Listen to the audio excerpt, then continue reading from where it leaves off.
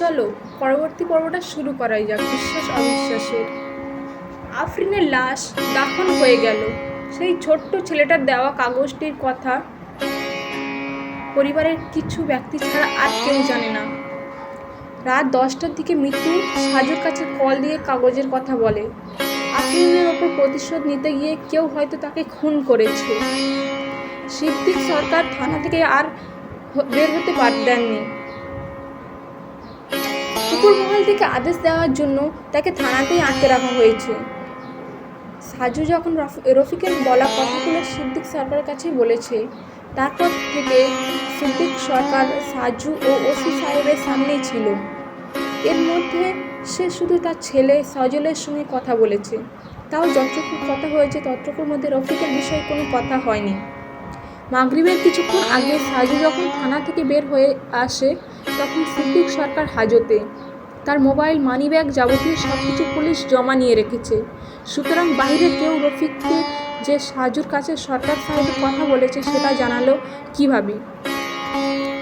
রফিক এখনও বেঁচে আছে, তবে ডাক্তার সাহেব বলেছেন অবস্থা খুবই খারাপ। সচরাচর এরকম আঘাত হলে বেঁচে থাকার কোনো সম্ভাবনা আর থাকে না। রড পুড়ে গরম করা ছিল, তাই আঘাত মারাত্মক রূপ ধারণ করে।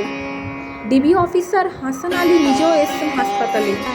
সে এসছে সাজু রাগারাগির জন্য। সাজু তাকে বলল, ভাই, রফিকের কাছ থেকে অনেক কিছু জানতে হবে, ওর সঙ্গে কথা বলতে হবে। ডাক্তারকে একটু বলেন না যদি কথা বলার ব্যবস্থা করতে পারে। সেটা তো সম্ভব না সাজু, রফিকের অবস্থা খুব খারাপ। এমন তো অবস্থায় সে কীভাবে কথা জবাব দেবে বলো তো? ভাই, ড্রাইভারের কথা অনুযায়ী আক্রমণকারী দুজনেই যাবার সময় বারবার নিমক হারাম বলে গালি দিয়েছে, কিন্তু আমার মনে হচ্ছে এটা ওদের একটা পরিকল্পনা। কী রকম?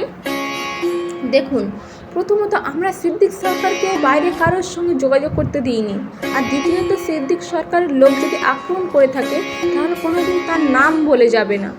হ্যাঁ, সেটা ঠিক, কেউ নিজের পরিচয় এভাবে দিতে বলবে না। এটা পরিকল্পনা ছিল, তাই হামলাকারীরা ইচ্ছে করে ওসব বলে গেছে। আমরা যেন পুরোপুরি বাড়িওয়ালাকে সন্দেহ করি। মূলত এখানে এমন কেউ রফিককে মারার চেষ্টা করেছে যারা সিদ্দিক সরকারকে ফাঁসাতে চায়। তুমি কি রফিককে সন্দেহ করছো? হ্যাঁ ভাই, তাকে দিয়ে কাজটা করানো হয়েছে বলে আমার ধারণা। এখন রফিককে সরিয়ে দিয়ে তারা এক ঢিলে দুই পাখি শিকার করবে।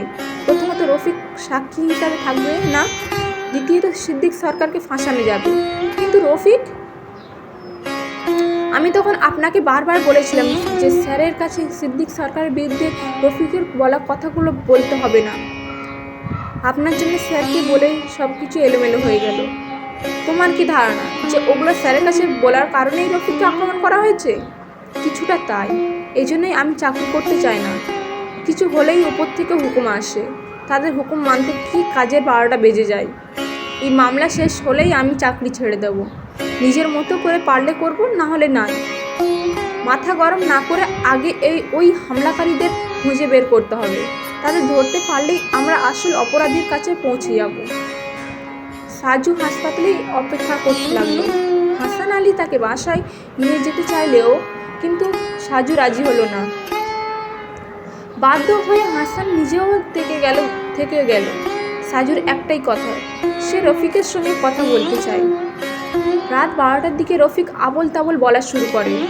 মনে হচ্ছিল দুনিয়ার কোনো খেয়াল তার মগজে নেই, তবে মাঝে মাঝে ডাক্তারের কিছু কথায় জবাব সুন্দর করে দিচ্ছে।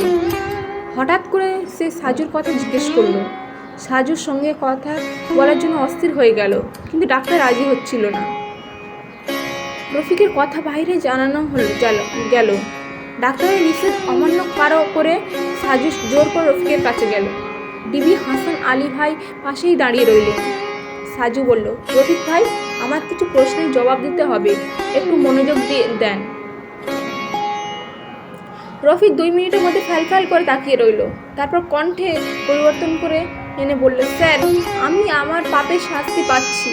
বেশি লোভ করতে গিয়ে আজ মরণের দরজায় কাছে চলে এসেছি। আমাকে মাফ করে দিবেন। রফিক ভাই, বিকেলে আপনি সিদ্দিক সরকারের কথা আমাকে বলার আগে বা পরে অন্য কাউকে হয়তো বলেছেন।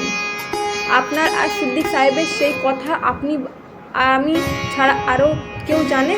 তিনি কে? স্যার, আমি চিনি না তাকে। তার কাছে থেকে শুধু টাকা নিতাম আর তার কথা শুনতাম। তার সঙ্গে আপনার যোগাযোগ হতো কীভাবে? সবসময় মোবাইলে কথা হতো। দুবার শুধু দেখা হয়েছে আমাদের। আফরিনকে আপনিই হত্যা করেছেন, তাই না? হ্যাঁ স্যার, টাকার লোভে করেছি। ছোটবেলা থেকে কষ্ট করতে করতে বড় হয়েছি। একটা মেয়ে খুন করতে পারলে ওরা বলেছিল আমাকে বিদেশে পাঠিয়ে দেবে, টাকার কষ্ট চলে যাবে, আবার পুলিশও খুঁজে পাবে না। কিন্তু আমার জীবন শেষ করে দিল স্যার। কতদিন আগে থেকে তাদের সঙ্গে যোগাযোগ হতো বলেন তো? 2 মাস আগে থেকে। ওদের সঙ্গে কথা বলতেন কার মোবাইল দিয়ে? আপনার মোবাইল দিয়ে, নাকি আলাদা কোনো মোবাইল তারা দিয়েছে? আমি যে ঘরে থাকি সেই ঘরে আমার খাটের নিচে একটা বাক্সের মধ্যে মোবাইল আছে। সেই মোবাইল দিয়ে তাদের সঙ্গে কথা বলতাম। সেদিন কি হয়েছে বলেন তো? আফরিন আপা বাসায় আসার সময় আমি তাদের কল দিয়ে জানিয়ে দিলাম। তারা আমাকে বললেন সুযোগ পেলে যেন আপাকে মেরে ফেলি। আমি সারাক্ষণ সুযোগ খুঁজতে থাকি। এক ফাঁকে সুযোগ করে বাসায় গিয়ে কলিং বেল চাপ দিতেই আপা দরজা খুলে দেয়। অজ্ঞান করা স্প্রে ছিল আমার হাতে। আমি তাকে বললাম যে দক্ষিণ পাশের রুমে জানালার কাছে একটা পাইপ আছে, সেটা চেক করব। আপা আমাকে সেই রুমে নিয়ে গেল। আমি রুমের মধ্যে গিয়েই আপার মুখে স্প্রে করে দিলাম। যখন তিনি অজ্ঞান হয়ে গেল তখন তার ওড়না দিয়ে তাকে বিছানায় ফেলে ফাঁস দিলাম। রফিক হাঁপাচ্ছে, তার প্রচুর কষ্ট হচ্ছে সেটা বোঝা যাচ্ছে, কিন্তু এখনও আসল অপরাধীর পরিচয় নিশ্চিত হয়নি। একটু সামলে নিয়ে রফিক বলল, আমি আমার পাপের শাস্তি দুনিয়া থেকে হাতে হাতে নিয়ে যাচ্ছি স্যার। তবে বিশ্বাস করেন, আমি ওই লোককে চিনি না। টাকার জন্য কাজ করেছি স্যার, আমাকে মাফ করে দিয়েন। সাজু কিছুক্ষণ না বলে চুপচাপ বসে রইল, কারণ রফিকের শ্বাস নিতে কষ্ট হচ্ছে। মিনিট খানিক পরে নিজেকে সামলে নিয়ে রফিক বলল, বিকেলে আমাদের বাড়িতে মালিক যখন আমায় ডেকে নিয়ে তার কথা বলতে নিষেধ করেছে, তখন আমার মাথায় বুদ্ধি আসে। এমনিতেই তো আপনারা তাকে সন্দেহ করছিলেন, তাই তার বিরুদ্ধে ওই কথা বলে আরও শক্ত সন্দেহ সৃষ্টি করি। তারপর আমি ওই লোককে কল দিয়ে বলি যে আপনার কাছে এসব বলেছি। হাসান আলী পাশ থেকে বলল, তারপর তারাই তোমাকে খুন করতে লোক পাঠিয়েছে, আর যাদের পাঠিয়েছে তাদের শিখিয়ে দিয়েছে যেন বাড়িওয়ালার কথা বলা হয়। রফিক বলল, আমি জানতাম তারা আসবে। সাজু অবাক হয়ে বলল, মানে? আমাকে বলা হয়েছিল আমার উপর থেকে পুরোপুরি সন্দেহ দূর করতে হবে, আর সেজন্যই দুজন লোক এসে আমাকে ছুরি দিয়ে আঘাত করবে। আমি সামান্য আহত হয়ে গেলে সম্পূর্ণ দোষ বাড়িওয়ালার ওপর পড়বে। আপনি কি ইচ্ছে করে ড্রাইভারকে নিয়ে অপেক্ষা করছিলেন যেন তাদের বলা হয় ড্রাইভার শুনে সাক্ষী দিতে পারে? হ্যাঁ, কিন্তু ওরা আমাকে জানে মেরে ফেলবে আমি ভাবি নাই। রফিক আরও অস্থির হয়ে গেল। ডাক্তার এসে তাকে নিয়ে ব্যস্ত হয়ে গেল। সাজু ও হাসান আলী বারান্দায় এসে দাঁড়িয়ে রইল, দুজনেই চিন্তিত। কে হতে পারে সেই ব্যক্তি? হাসান আলী বলল, তাহলে আফরিনের লাশ দাফন সময় ওই অজ্ঞাত ব্যক্তি বিশ্বাসঘাতকতা করার কাগজটা লিখে পাঠিয়েছে? হ্যাঁ ভাই, এখন আমাদের খুঁজে বের করতে হবে আফরিন কার সঙ্গে এরকম বিশ্বাসঘাতকতা করেছে। ওই নাম্বারটা আরেকবার কল দাও, যে নাম্বারে আফরিন কথা বলে বিকেলে বিএফসিতে দেখা করতে চাইলো, যে মেয়ে মেসেজ দিয়ে সব কিছু ঠিকঠাক করতে বলল। আমার মনে হয় সেই মেয়েই সব কিছু জানে, অন্তত ঝামেলার কথা জানবে নিশ্চয়, কারণ সে যে মেসেজ দিয়েছে সেখানে এরকম কিছু ইঙ্গিত পাওয়া গেছে। একটা অনুরোধ করি হাসান ভাই। হ্যাঁ করো। এসব কথা স্যারকে আপাতত বলবেন না, স্যার তখন দেখবেন আরেক হুকুম জারি করবে। রফিক যে খুনের কথা স্বীকার করেছে আর আমরা যে অজ্ঞাত তাদের অনুসন্ধান শুরু করব, সে কথা আপনি আর আমি ছাড়া কেউ জানবে না। কিন্তু স্যার তো বারবার কল দিচ্ছে। আপনাকে অনুরোধ করছি প্লিজ ভাই, নাহলে আমি এখান থেকে বাসায় চলে যাব। ঠিক আছে, বলবো না। অনেক অনেক ধন্যবাদ। রফিক মারা গেল ভোরবেলা ফজরের আজান একটু পরেই। সাজু হাসপাতালেই ছিল। ডাক্তার এসে রফিকের মৃত্যুর কথা নিশ্চিত করেন। লাশ পোস্টমর্টমে করতে হবে। রাতেও অনেকবার সেই নাম্বার কল দিয়েও কোনো লাভ হলো না, নাম্বার বন্ধ ছিল। সকালবেলা হাসপাতাল থেকে বের হয়ে সাজু আবার সেই নাম্বার কল দিলেন। দুবার রিং বাজতেই কল রিসিভ করলো একটা মেয়ে। সাজু নিজের পরিচয় দিয়ে বলল, গতকাল থেকে কল দিচ্ছি আপনাকে।